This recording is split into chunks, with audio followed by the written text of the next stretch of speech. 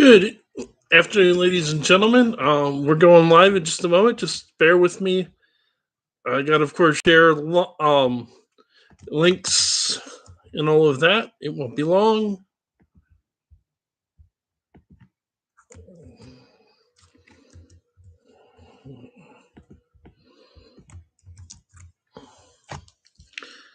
In the meantime, listen to this hold music. Yeah, I'm joking, obviously, but just again,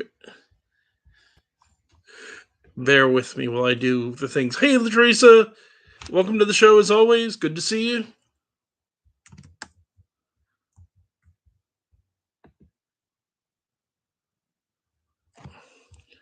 Okay, that covers that. One more to do, and then we're live.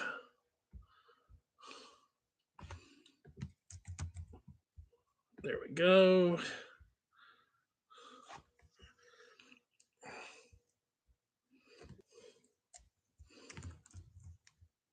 And post.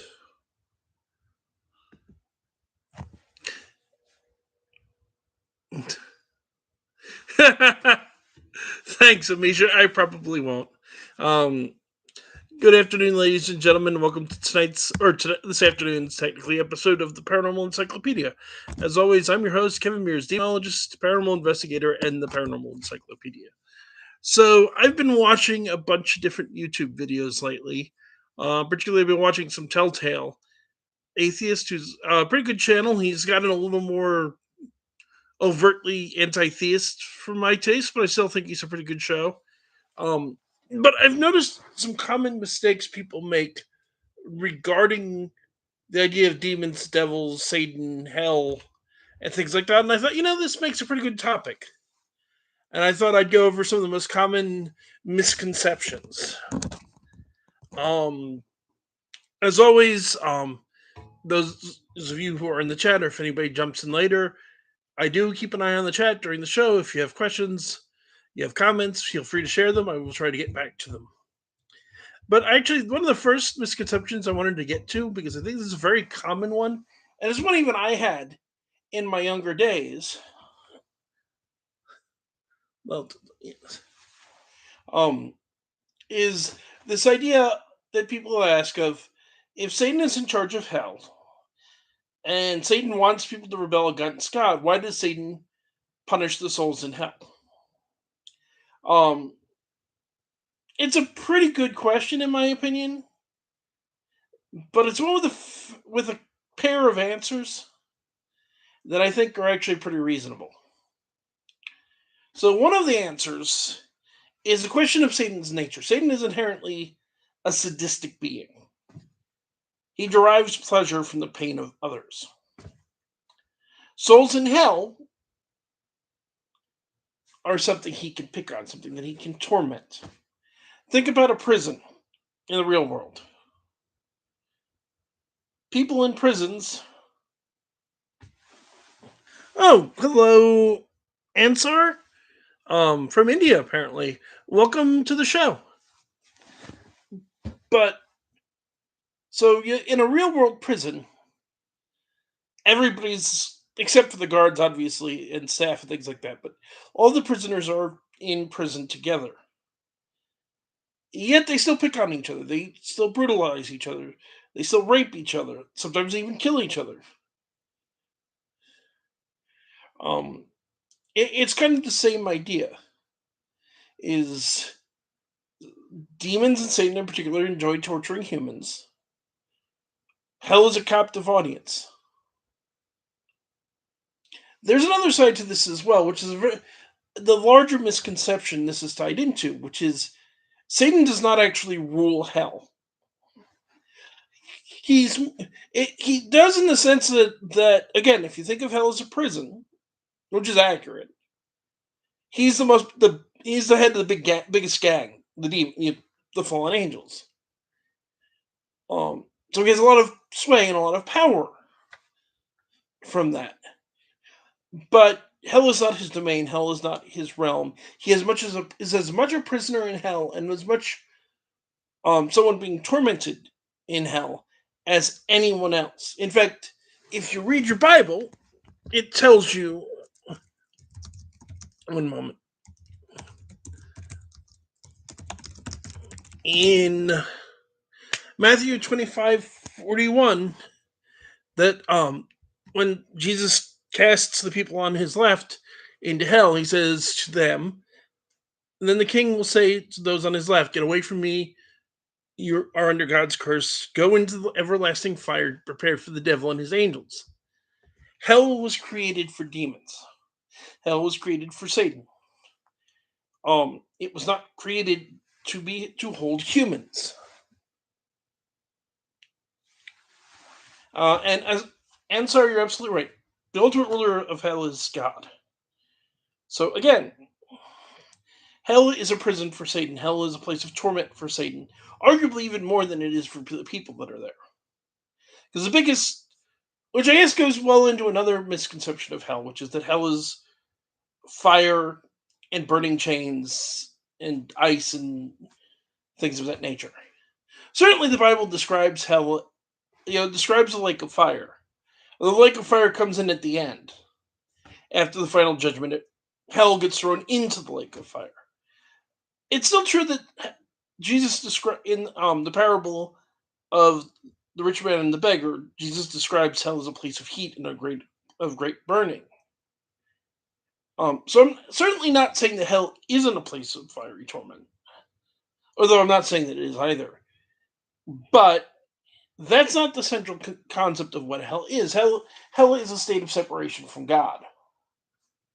Um, that central concept is what defines hell. One of the most common questions I've seen some Christians ask is, how can demons escape from hell? Or how can damned souls escape from hell? Because the thing that you'll run into is that there are cases where wicked soul spirits, ones that see, um, do elves exist? Yes, fairies do actually exist. Where they come from is a very interesting question. I have a whole video, several whole videos, I believe, on the fae. But elves are a type of fairy.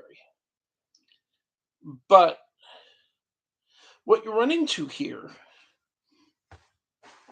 oh, and I'm sorry, answering that question derailed the train of thought. But hell is the state of separation from God, um, which is particularly what makes it so horrible for fallen angels. Is they were created to exist in the eternal light and love that is the divine. That's been taken from them, um, which also means that's where I was going with this. So demonologists like myself can tell you that sometimes on a haunted house case, you'll see genuinely wicked souls that don't seem to be fallen angels, don't seem to be demons. They're involved in tormenting the person. Theologically, the way that exorcists and priests usually explain this is that these spirits are brought up from hell to torment and used to torment the living as part of their own torture.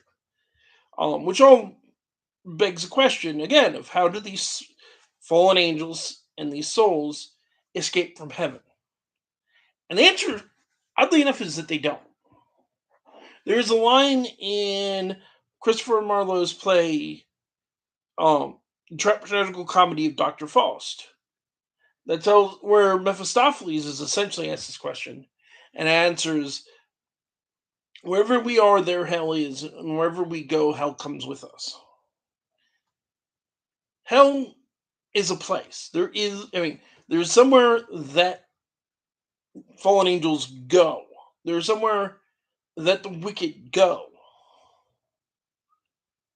But more than that, and particularly because it's a place of spirit, not a place of flesh, hell's a mental state, the state of separation from the divine, from love, from everything joyful, happy, and positive in this world.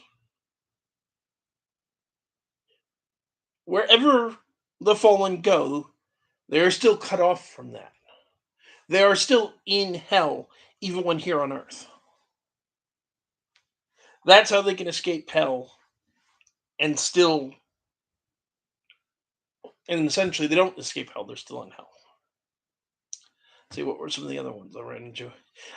Here's another one that Christians and non-Christians alike make this mistake, and it drives me up the wall because it invalidates the entire, in my opinion, at least, it invalidates the entire basis of Christian morality, which is the idea that the devil made me do it.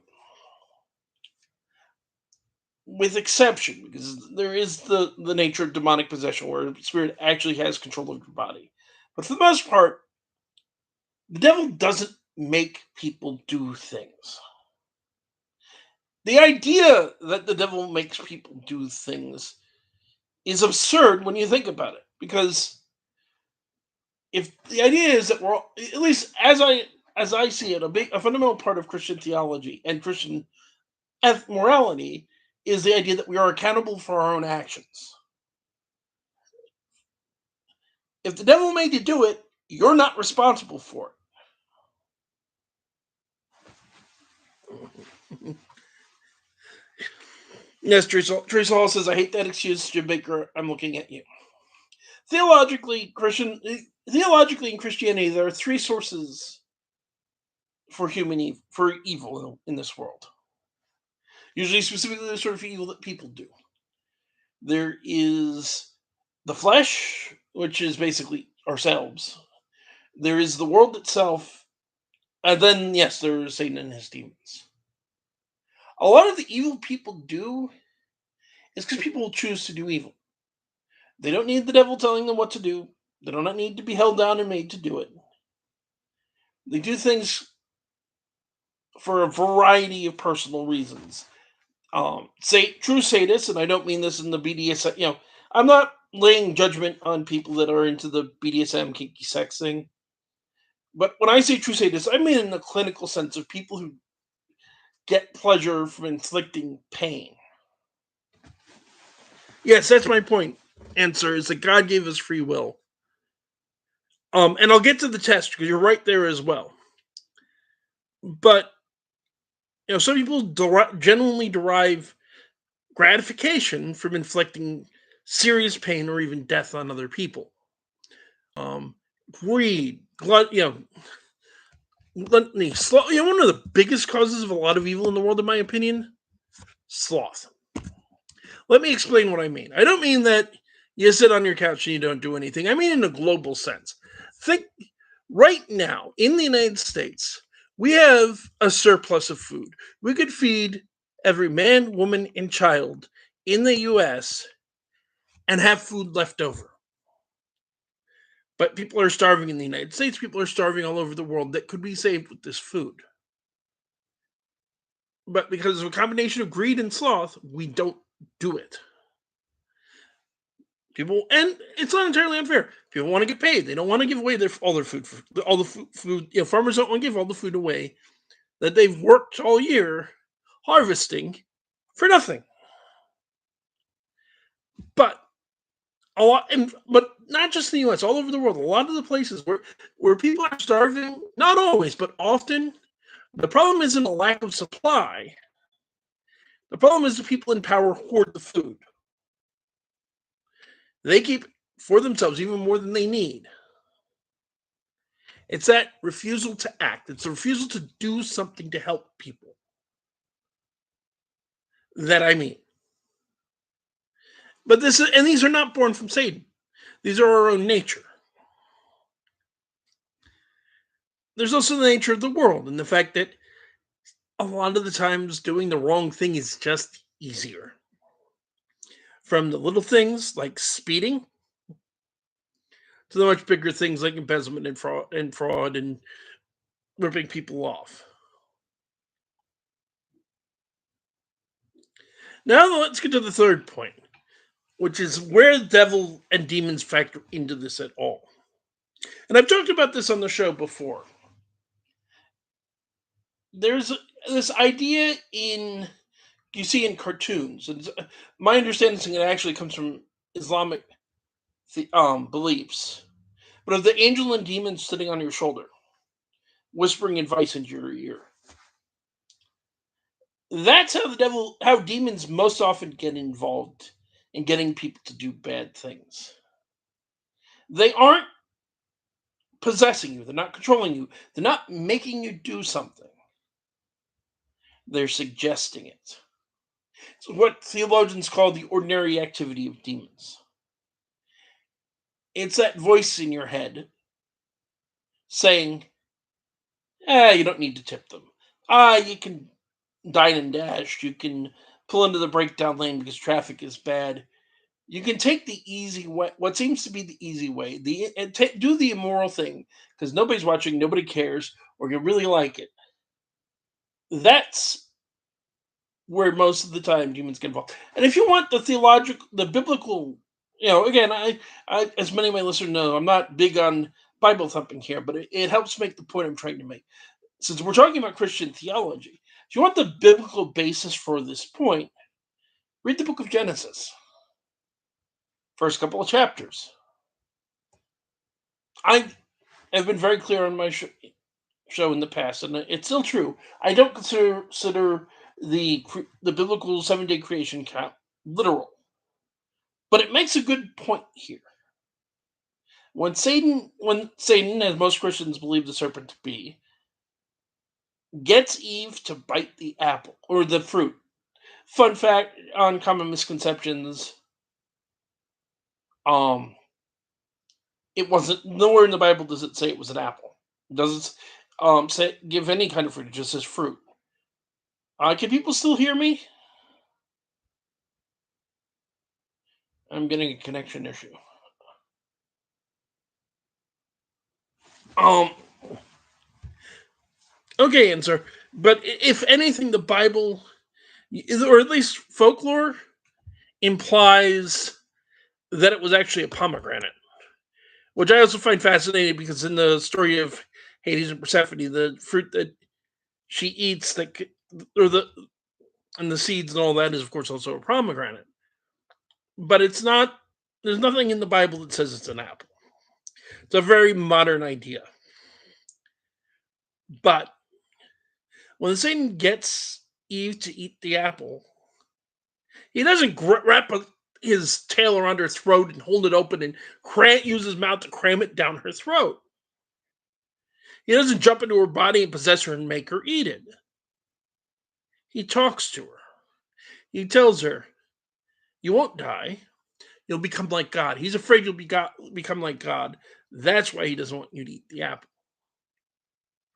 That's what demons most often do. Is it's not they don't make you do things. They make it sound tempting. And sorry, are you ready for your question? And sorry, in the chat had mentioned having a question.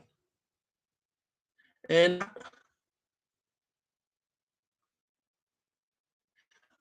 that's an interesting question and might be a little bit beyond me, but I'll see what I can do. So answer asks, why are the testaments old and new? I mean, isn't God's word absolute? Or absolute. That's a good point. Particularly, Jesus says that not one jot or tittle from the law, which would be the Old Testament, was supposed to pass away until the world does. But yet we have an Old Testament, we have a New Testament. From a Christian perspective, well, certainly both Christians and Jews believed that a Messiah was coming. Christians believe that Messiah was Jesus. Jews do not.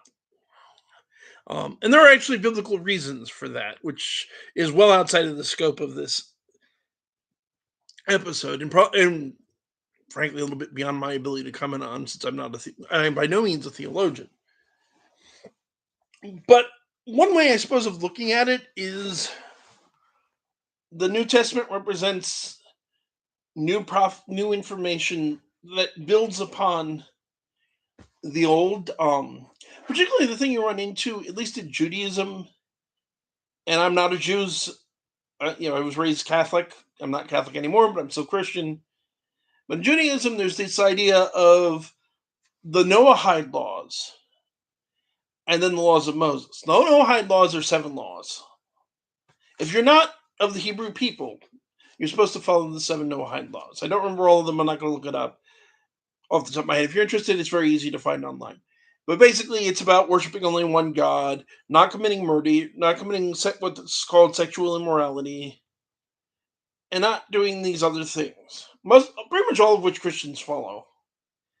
Um, the 613 laws are all of the other laws in the Old Testament. That's the not eating shellfish, not eating pork, not wearing blended fabrics, not eating a goat berry boiled in some mother's milk or something to that effect. It's all of these other laws. So you can certainly make the case that Christians don't necessarily have to follow those laws because they haven't converted to Judaism. They just have to follow the seven. Um, which still, then this all gets into the question of is Jesus the Messiah um, prophesied in the Old Testament or not? If he is, that gives an explanation for why there's a New Testament because he brought a new covenant. There's the original covenant that was made with Moses, and then there's the new covenant that was brought by Jesus. If he isn't, then the New Testament is irrelevant. And this is well outside of. I am not a theologian, nor am I a preacher. This is completely outside of the scope of what I feel qualified to talk about. Hopefully, that's as. I mean, that's probably as good an answer as I can give you. Um, I will plug somebody I'm still want to try and get on the show who has a really good channel and is an actual priest who could probably address your question better than I can, which is Reverend Ed Trevors. You can find him here on YouTube. Just Google Reverend Ed Trevors, who is a Anglican priest specifically in Nova Scotia.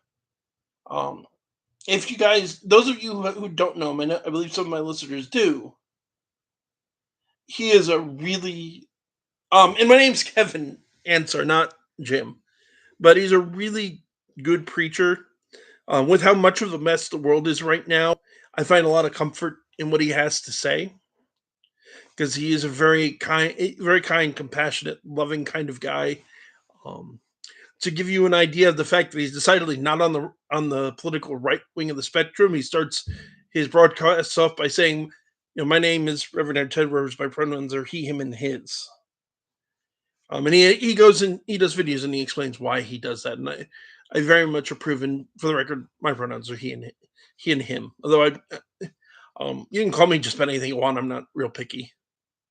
The one thing I ask you not call me is late for dinner because I like my food. So let me think. What are some other common ones? There's another common one, at least among Christians. And I have whole videos about this, so I'm not going to go into it in great detail. But there's a common belief among Christians that the only spirits people can interact with are angels and demons. That humans, once you die, you're gone. You can't come back. Not only is not this not true from my based on firsthand experience of 20 years as a demonologist, this isn't even biblically accurate. Yes, the Bible says that the dead know nothing. I would agree in context. What the Bible means when it says the dead know nothing is that a very common practice in the ancient world and well into the 21st century is going to what are believed to be spirits of the dead for the purposes of prophecy. It was believed that spirits of the dead could see the future. They can't. They're dead. They're not suddenly gods. They're just dead people. And listening to them has created problems throughout history. That's the whole subject of necromancy, which is a whole video in and of itself. That said, to read the book, for Samuel, Saul goes to the Witch of Endor. The Witch of Endor summons the spirit of Samuel. A lot of Christians will tell you that this isn't Samuel, this is a demon in the shape of Samuel. That's not true for two reasons. First, if you read the story of Saul and the Witch of Endor, it says it's a spirit of Samuel, not a spirit in the shape of Samuel, not a demon calling itself Samuel. It says it was Samuel. And by no means a biblical literalist, but I think inserting that it was a demon when the text doesn't say it's a demon isn't accurate, particularly for the second reason. Because what does Samuel do? In Christian theology, demons exist to propagate fear and sin and evil and wickedness. going to necromancers to foretell the future, which is what Saul is doing in this story, is considered a sin by God. And the spirit of Samuel pronounces judgment on him. God's judgment, not his own, obviously, but says that it's wrong. He denounces it. Demons don't do that. Demons don't tell you to stop doing the bad thing. It's kind of the opposite of what they do. There's the counter argument, of course, that it's actually an angel, um, which is a better argument, but I still don't agree because why would an angel not just show up as an angel? Make it unequivocal that no, it is a messenger of God that has come. I tend to read the story as written, which is that it is the spirit of Samuel. In addition to that, when Jesus is on, Jesus appears with Moses and Elijah. Moses and Elijah are not living people at the time. The Elijah admittedly went to heaven, ascended, but he appears with Jesus. Moses appears with Jesus. Bible says this. The Bible also says that we are constantly surrounded by a great cloud of the witnesses. What does that mean? It means people who have died ahead of us, who have gone to heaven. There is no biblical basis to assume that all experiences with spirits are demonic, and good reason to believe that it isn't. Um, okay, there's some more I could probably get into, although I don't want to go too much longer because I'm trying to keep videos shorter. Before I do that, Ansar or anyone have any questions, any comments, any thoughts they want to share on anything I've covered so far? If you're watching this after the fact, obviously you can't leave a comment in the chat, but feel free to put a comment in the comment section below, and I will do my best to get back to you.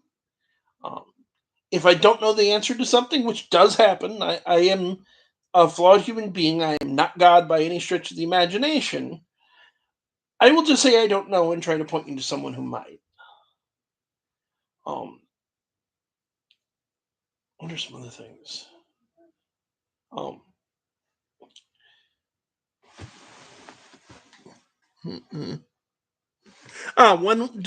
tell you guys the time I'll do this again. It will probably be again Sunday at about this time next week. I'm working on a topic. I may actually wind up covering the subject of a particularly infamous uh, Christian cartoonist by the name of Jack T. Chick, just because I'm even thinking of maybe reading through, seeing about setting up a screen share type situation and sharing some of his comics from his own website. Because, ladies and gentlemen, if you don't know who Jack T. Chick is, if you think QAnon is nutty, oh my heavens, people, you haven't seen anything like Jack T. Chick. Let me give you highlights of some of the absurdity of these tracks, and this isn't so. If I do this, and I probably am going to do this, if not next week, but sometime in the near future. So it's going to be criticism and more. Let's have a good chuckle. But some of the ideas he puts forward: the Roman Catholic Church serves Satan. Specifically, in fact, it's the worship of the Canaanite god Baal. And not only that, but the Nazis, the Salem witch trials, the communism, and the religion of Islam were all created by the Roman Catholic Church. Um, this is despite the fact that the Puritans who did the Salem witch trials were, of course, rabidly anti-Catholic Protestants. The um, Nazis did, in fact, arrest Catholic priests.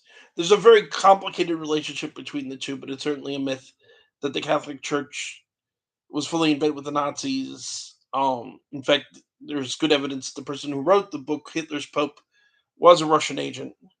Although I may be mistaken about that, but I'm pretty sure that yeah, there's pretty good evidence he is.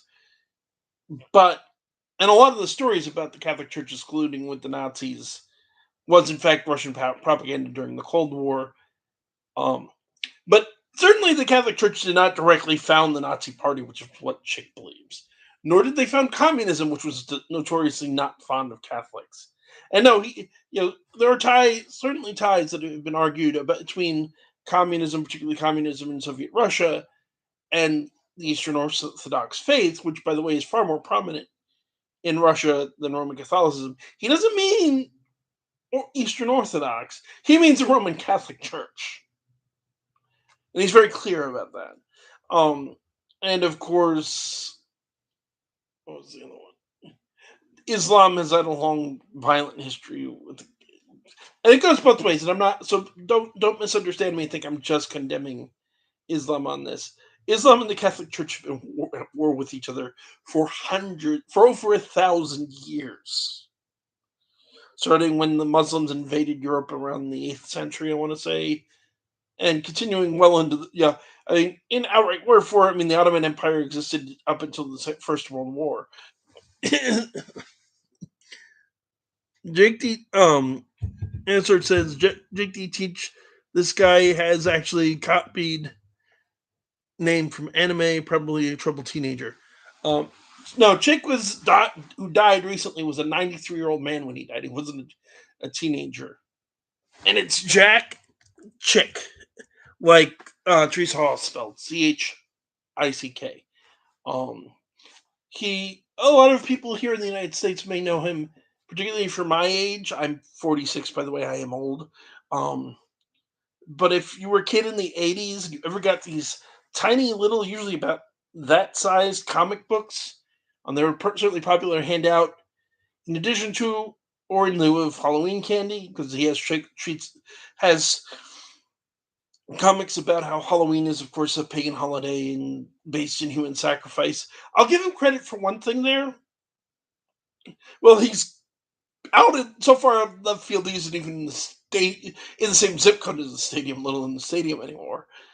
He at least encouraged people to, if you're going to give this out, give a bag of candy out with it. Um, I'm kind of down with that. There's a recurring thing some Christians do I really can't stand. And if you're Christian and you do this, please, for God's sake, stop. But some Christians here in the United States, where tipping is common, will leave what looks like $100 bill with the bill, and then you open it up, and it's not actually $100 bill; it's a religious tract, and that's a horrible thing to do. And you're not advocating for Christ; you're advocating against him if you do it. The advice I would give to someone is, if you want to leave that as a tip, um, go ahead, but at least leave a substantial tip wrapped inside of it. Because otherwise, all you're doing is saying you're too cheap to tip, and that you think preaching to somebody is more important to somebody than being able to feed their belly. And nothing against the word of God, but people need to eat. People need to feed their kids. If you're not aware, this is not true all over the world, but in the United States, many servers actually depend on tips. So not tipping them means they're not going to get paid as much as they should. So just tip 20%. If you want to leave a check at some sort of religious tract as well, go for it. But tip, please, for God's sakes, tip. But anyway, these booklets, and you can find them if you look up Chick Tracts. You can find tons of them online, and it's not even a plagiarism issue because unless it's changed recently, the company, his publishing company, still makes them available for free on the internet. Actually, it's not. It is still true because I was looking at one earlier today. And in them you can learn many true things, like how, like I said, Catholic Church is responsible for pretty much every evil thing that's ever happened in the world. That's why it keeps a database of every Protestant in the world, so that when they take over in the after the rapture, when the great beast comes and the end of the world starts, they can round up and murder all that Protestants. Um, Dungeons and Dragons will teach you real magic spells. I've been playing Dungeons and Dragons for 33 years. I haven't learned a single magical spell from it. If it really could teach you magical spells, I want a freaking refund.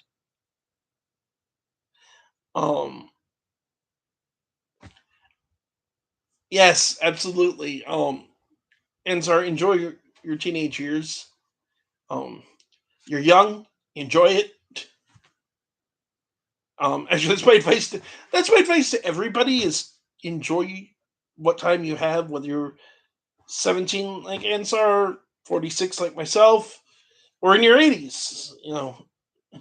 We only have never know how much life you're given. Know how much time you have left to live. And this is my personal take on the whole idea. People love to prophesize the end of the world. Oh, and there's another thing. Oh, but I'll come circle back to that. But people love to prophesize the end of the world, but the Bible tells us that we cannot know the day nor the time. My personal take on what that means is live every day like tomorrow may be the last. Because even if the world doesn't end for a billion years, you're not going to live for the next billion years. You might get run out. I might get in a car accident and pass away on my way to work tonight. God willing, I won't, but it could happen. It happens to people every day. Enjoy the time that you have instead of worrying about when it's going to end, because it's going to end for us all sooner or later. Um, which of course also makes me think of the upcoming TV series, and when it comes out in 5 days, in fact, expect me to be talking much more about it. But if you have Netflix, I highly recommend checking out the new Sandman series that's coming out based on Neil Gaiman's comics. It looks absolutely amazing. Oh, that was the other thing I was going to talk about. That's sort of two other things I want to talk about with the misconceptions before I close up shop. Um, One is appearance. A lot of people have this idea, not just this idea that Satan looks like the Greek god Pan or the Celtic god Cernunnos. Cloven hooves, furry legs, horns. Um, that description of Satan does not, or demons even, does not appear anywhere in the Bible. Never, not even once. He's described as a roaring lion. He's described as appearing as an angel of light. He's of course described as a serpent of old in Revelation. Um, if you want to go as close as we can piece together for a description of the devil in Scripture as you can get, it's that the Book of Ezekiel calls Lucifer a guardian cherub. Um, Ezekiel also describes what cherubim look like. I'm sorry, I should. If you didn't know, the plural of cherub is cherubim. Cherubs is not linguistically correct. Um, but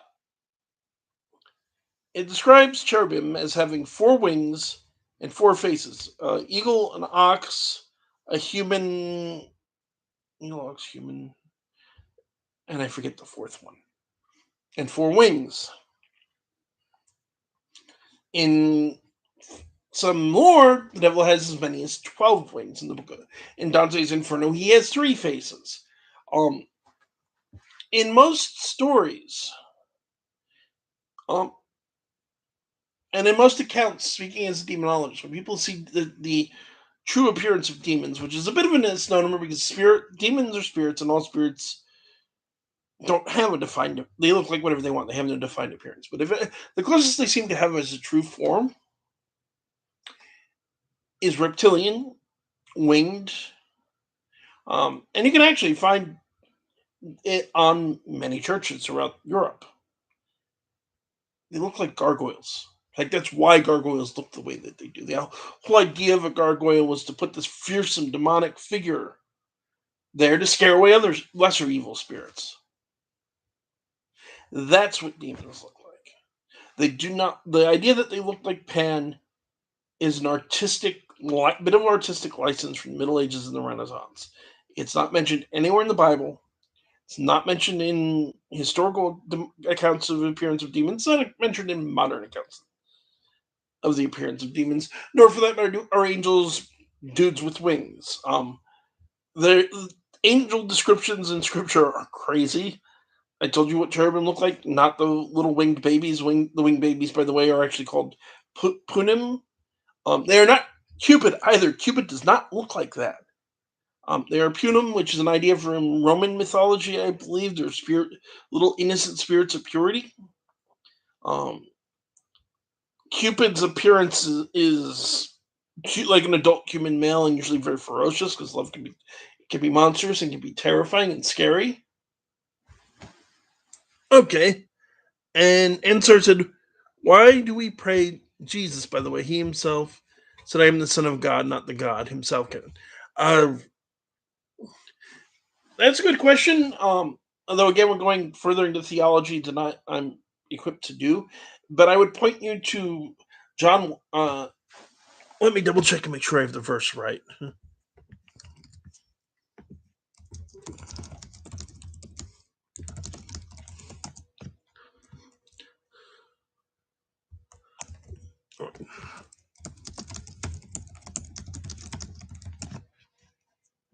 Yeah, John 1:1.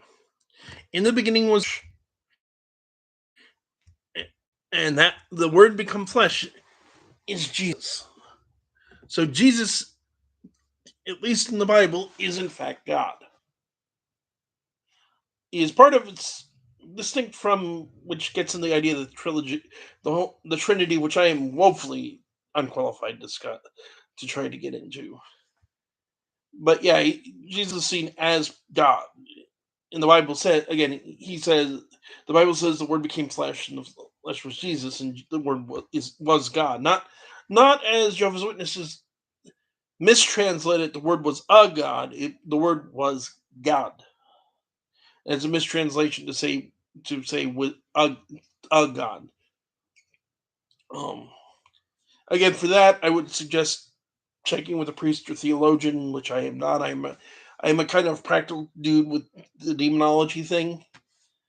Um, so yeah, so like I said, the way that people think the devil appears is a misconception.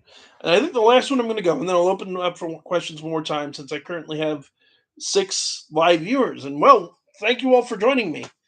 Um, is a question of names, and this is more of a question mark than an answer, which is, what is the devil's name?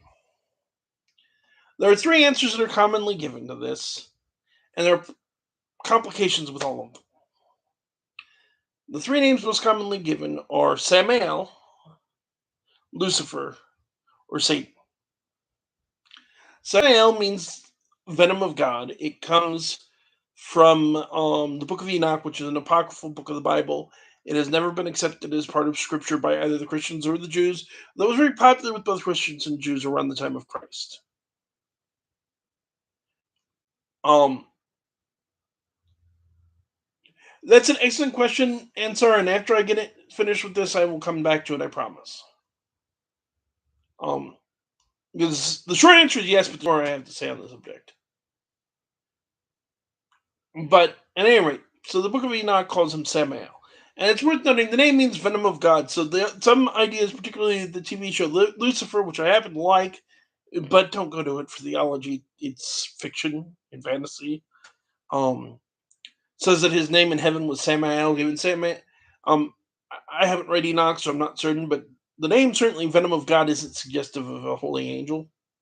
I would think it's more likely something he adopted after he fell. Um, then there's the name Lucifer. Lucifer means light bringer. This it also is a name for the morning star. This is, for example, why in the TV show Lucifer, in an example of getting things right, he goes by Lucifer Morningstar. Um, the problem here is that Lucifer the name Lucifer in the Bible is actually talking about a king of Babylon, or now, it's a king of Tyre, and then there's another verse that's commonly associated with him that's actually describing a king of Babylon. Um, I think it's accurate to say that the name Lucifer is describing a fallen angel, and here's why. If you read the verse in question, it's very clear that the verse is addressing more than just an earthly king, because it talks about them being in the Garden of Eden and covered in precious stones, which wasn't true of the king in question, but arguably could have been true of Lucifer, another fallen angel. So then you have Satan. Satan comes from Hebrew. It means slanderer, accuser, or adversary. If you want to get technical, it's more of a title, and specifically This is a common mistake, particularly among Satanists, that they think it just means slander or accuser, so it can mean anyone. But in Hebrew, it's Hasitan, which means the adversary. So it's definitely referring to a specific individual. The problem here is that if you read the book of Job and you read most of the Old Testament references to Satan, he's still an angel in service of God. Satan's job in the Old Testament is less to tempt people into evil and torture them for eternity. Instead, Satan in the Old Testament is the prosecuting attorney. He is, when God talks about how great and wonderful, like the perfect example is the book of Job. God is talking to Satan about how wonderful and great and holy and pious Job is. And Satan goes, but if you take all the great things away from him, he won't be anymore. Satan's job is to accuse. He is the accuser. And even in Christian theology, he still is the accuser. He's the one who goes to God, humans aren't as great. This human isn't as great as you think he is. And here's why. He's the other. He's the other side of the argument, as it were. And so you asked an excellent question about the name Lucifer. So I'm going to address this because it goes into my personal answer to the question. And there are other people that disagree with me. And again, I am not some great theologian or expert, and I'm certainly not a prophet. So I may be wrong. Oh God, The Devil and Bob is such a good series. If anyone hasn't seen it, I highly recommend trying to track down the series God, the Devil and Bob. It was a brilliant cartoon from the 90s. But my interpretation of it is this. When Satan was in heaven, I believe his name was Lucifer, Lightbringer. When Satan fell, I believe he took the name Satan as the accuser and the adversary of the human race. He may also use the name Samael. I don't know. I have never met Satan. Which is another common misconception. Very few, if any, living Christians or even Christians throughout history have met Satan. He has better things to do than to come argue with you about theology. He has people for that. And especially you have to remember with Satan that he's a being of great pride. You're not important. You are not important enough to him to come bother you, unless you put a title like Mr. President in front of your name.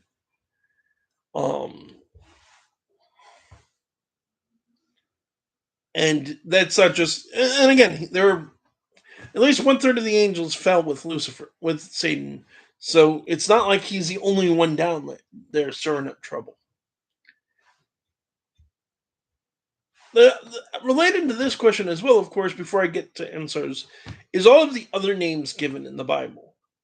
And yes, he is a bit narcissistic, a wee bit narcissistic, tiny bit. But Beelzebub, Asmodeus, Baal, Belial, Astaroth, and this actually ties in to Ansar's question. Most of these beings are not Leviathan. Most of these beings are not Satan. They're high-ranking devils. They're the upper echelons of hell's higher, or lower echelons, if you will, of hell's higher, lower working. They're the ones calling the shots. They're the generals. They're the captains. They're the officers in the army, as it were. So some of these names, for example, Asmodeus is it's adopted by Christians, and he's seen as the devil in charge of lust, but he's originally from Judaism. And basically, Asmodeus in Judaism is their version of the Christian idea of Satan. He is a head demon. Another common mistake is that no, Christians did not invent the idea of demons. Judaism has them by other names. Shedem and Dibbux are usually the most common. But the question that Ansar asked, for those of you who are not following the chat, is, do I believe in demons in other religions? The answer is yes. I believe in a lot of weird things, but in general, I tend to think that most evil spirits in other religions are just demons by another name. Um, you know, call it a jinn like Islam and pre-Islamic Arabic faiths did. Call it a demon. It kind of does the same thing. The motivations may be different, and the origins may be different because different religions have different versions of the story. Um, but the essential things that they do are usually just about the same. They possess people. They tempt people to do evil things. They hurt and they torment. They cause disease. All the way back to Babylon. Babylon believed that demons were the cause of disease. Pazuzu, the demon in the original Exorcist movie, is a very complicated, it should be said, figure from Babylonian mythology who is both a demon, who is actually a god, not a demon, but he's a god of disease. He's not entirely an evil god because gods in Babylon are complicated. He's a god. He's also a protector of children, particularly against his wife Lamashtu, who's a killer of children. And Ansar says, but their description is very different. Their physical description is yes. Some of the details of where they come from are different. Some of them are actually fairly similar, but that's not. But remember what I said earlier. What demons look like is whatever they damn well please. They don't have to look like gargoyles. They don't have to look like people. They don't have to, there's at least one case of a demon that appeared in the United States in the mid 20th century that actually did appear with goat hooves and horns and a crown and all of that stuff. Because they look like what they want to look like. Spirits as a whole look like what they want to look like. Be they ghosts, demons, angels, whatever. They appear. Demons particularly tend to appear in forms they know people will find terrifying and monstrous. Unless unless they want some. It depends. Again, it depends on what they want. If the demon wants power, it's going to terrify you because it gains strength from people's fear. If it wants you to do what it wants, it's going to appear very beautiful. Um, and many of them also favor animal form, particularly imps, which are by far the most common type of demon that people interact with, tend to favor animal forms. Um, and again, you find this all over the world in different cultures. There are malevolent spirits that can appear as animals, that appear as people, that appear as something monstrous, that they can change their form.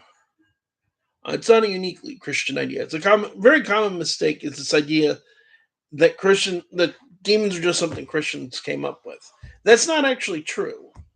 Um, the word demon comes from the Greek daemon, and how that's spelled and what that means depends entirely on who you ask. Different Greek philosophers and writers used it both as an interchangeable word for gods, for guardian spirits that could be either good or evil, for muse spirits that were sources of inspiration, and eventually, even before Christianity shows up, they start suggesting that demons were evil spirits that were opposed to the gods. You find that particularly in the philosopher Xenocrates. The word devil also, of course, comes from Greek, which shouldn't be surprising since the New Testament was written in Greek, or at least the oldest copies we have were. And the word devil means slanderer or accuser or adversary, exactly like the name Satan does. Um, Other cultures have other names, but Judaism certainly has evil spirits. There is Lilith, who is mentioned in the Bible in the book of Isaiah, um, although it's often translated as screech owl. It's a common mistake that people tend to think that Lilith was the first wife of Adam. The idea that Lilith is the first wife of Adam, of course, does not appear anywhere in the Bible, does not even appear in any of the apocryphal texts. As far as I have ever found, it is an idea that appears in Kabbalistic sources in the Middle Ages. The name Lilith and the idea of Lilith is vastly older than the first wife story. In fact, originally she's simply a demon, very similar to a succubus, and the mother of demons. In some accounts, for example, in fact, she is the wife of or at least one of the wives and concubines of Satan. Um, The idea, the first wife business comes much, much later. Um, and in fact, the idea of the name Lilith isn't even originally from Hebrew. Mythology comes from Babylon, which has a type of demon known as Lilitu, Lilitu, which are sexual spirits that attack men that sit on their chest and choke the life out of them. Um, which is something commonly associated with Lilith and her and succubi and incubi in Christian mythology theology. Um, Certainly, Babylon had its idea of demons, like again, there are evil spirits in Babylonian mythology that cause disease, that cause natural disasters. Um, Many of the oldest books of magic in the world come from Babylon, and the purpose of the magic was to cast out these demons. Um, in Japan, there was the idea of the Kamai. Kamai are not inherently evil, but they're not always good either. They could be either. Some of them are, in fact, malevolent. There are Oni there are in China. There are all over the world. There's this idea of malevolent spirits. Rashaka in Hinduism is another name for it. Um, Other people would disagree with me. I have friends who are occultists and non-Christians who would argue that no, they're all distinct species, for lack of a better word. I disagree. I think you call it a demon, I call it a demon, you call it a jinn. It's the same bloody thing. It's just a different name. Again, It'll be Sunday, right around probably four to 4:30, uh, or 3:30 to four is going to be starting time. Best thing to do is keep an eye on Facebook, the Paranormal Encyclopedia. I always put a link and say when I'm going to go live. I'm going to try to get onto a normal schedule, but as you might get an impression from what you can see around it behind me, we're still in the process of unpacking and sorting out our new place. I've gone much longer than intended, which is okay, but it does not help with the idea of keeping these videos a little shorter and easier to digest. So think I am going to wrap it up unless there are any more questions or comments. Um, in the meantime, I want to thank everybody for joining me. I am overjoyed that at times tonight I've had as many as 7 people listening live to me. It's been a while since the numbers have gotten that high. I hope you guys have enjoyed it. If you did, please consider giving me a like, a comment, and maybe even subscribing. If you don't like me, feel free to thumbs down and tell me I'm an idiot in the comments as well. I generally don't censor comments unless you get vulgar or off top or too far off topic and things of that nature. Um, and again, I'm not here. One thing that will happen in comments from time to time, I guess I'll address now, is a lot of people will go, "Well, how can you prove any of that?" I'm not claiming I can prove any of that. This is a series of one guy's opinion. If you like what I have to say, listen. If you don't like what I have to say, feel free not to. Feel free to call me out on start your own channel. If you have or start your own channel and say what you think I'm wrong, bad, and Lincoln. And if you can be civil about it, and I don't ask people to agree with me, but I ask if we're going to get into a conversation, try to at least be respectful. I'll try to do the same. But if you're civil about it, we can have a conversation about it. Want to join? Want to join Fey negotiations? Someone hid my keys. Teresa, I love you, but I'm not. Faye and I don't get along terribly well. Some reason they're not fond of Christians. I can't imagine why. Um, but I wish you the very best in finding your keys. They are sneaky little buggers. That's like best what I'll say about them. Um, I spent for those of you who and this is something I have not mentioned the last few times. I should be focusing more on. I am a practicing demonologist. This means if you're currently experiencing a haunted house, particularly a violent haunted house, you need somebody to help. Reach out to me. My email address is in the description. I do not charge for my services. Just be aware that I live in central New Jersey. If you email me from Texas or California or for Africa, and yes, I've had emails from all of these places and more. Be aware I'm probably not going to be coming to see you anytime soon. It's not that I don't want to, but I can't afford to hop a flight from here to Texas. I wish I could, but I can't. Um, I will most often try to direct you to a more local group.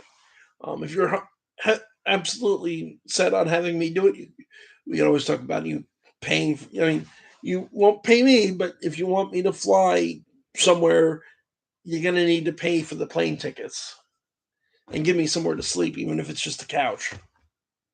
Um, that's the reality if I work a 11 to 7 job, like many of the rest of you. I get paid decent, but I don't get paid enough to travel the world on my own dime. Am I spiritually more powerful? Spiritually more powerful than what, I guess, would be the question. The demons, by myself, no one is stronger than the demon spiritually. With God, humans are more powerful than demons. More powerful than most paranormal investigators or groups. I am more experienced and capable than some, less so than others. Which is true of pretty much every group out there. I am certainly not the absolute best of the best. If you want my personal opinion of who I think is on the top shelf, as it were, I would probably point you to John Zaffis in Connecticut. He was the nephew of Anne Lorraine Warren. He was trained directly by them. I was blessed enough to learn a bit from John over the years, but he has been doing this far longer than I have and has a far clearer idea of what he is doing. Um, I'm just a guy who knows a couple of things and is strong in my faith and tries to help people. Um, I am not the most spiritually powerful person in the world. Uh, I have power because of my faith, as do all believers. But even if I get involved in investigation, it's generally speaking to get a priest. I get involved to convince a priest to get involved. I don't do exorcisms myself. That said, in my personal opinion, no legitimate paranormal group will ever ask money more than travel expenses. My rule of thumb is anyone that's more than 2 hours drive from where I live, I want gas money. Um, for the practical reality of 2 hours is a long way to drive on what I make an hour. And I'm willing to provide receipts for someone who asks for them.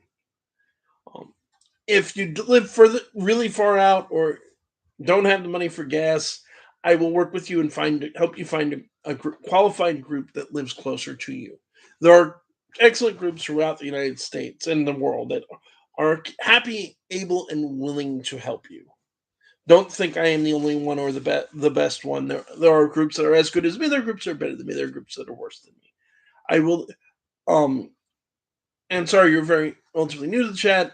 So for newer people, I will point out, with exceptions like 2 weeks ago, I should say, excuse me, not last week's video on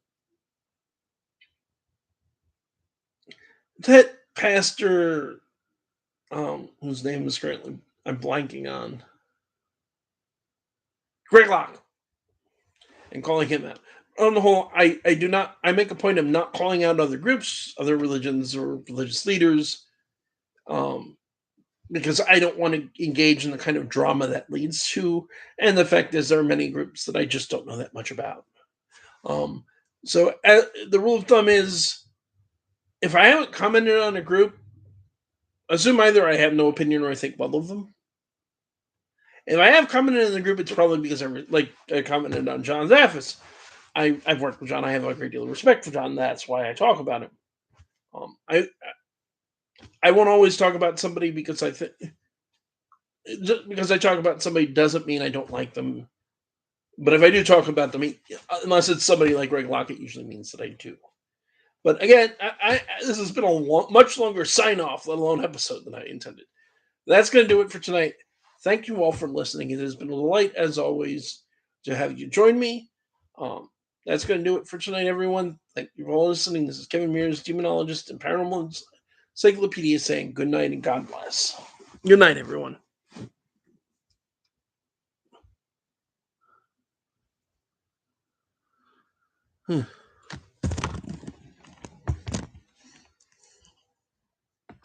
Thank you, Reverend Seeker.